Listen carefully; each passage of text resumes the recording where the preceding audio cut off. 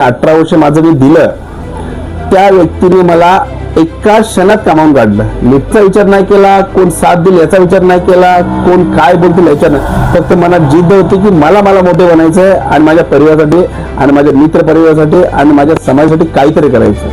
नोकरीच्या पाठी पळू नका.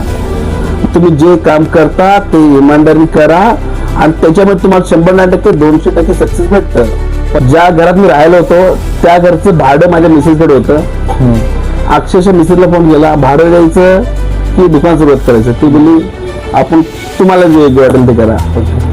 घरी गेलो, जेवढं होतं सोनं बिनं सगळं विकलं, धंद्याची इन्व्हेस्टमेंट केली. 60,000 रुपये सुरुवात होती. 35 आहे, इमानदार आहे आणि खूप मेहनत आहे हे लोक माझ्याबद्दल बोलायचे. मग त्या विश्वासाच्या भरोश्यावरती मी दुकान टाकलं आणि आज हे साम्राज्य उभा केलं. 15 मिनिटात मित्राचा मला फोन आला, सुभाष मला टीव्ही पाहिजे. म्हटलं भाई मी माझ्या लाईफला निगेटिव्ह विचारच नाही करत. सगळ्यांनी जे करेन ते चांगलंच होणार आणि त्याचं सक्सेस 100% भेटणार.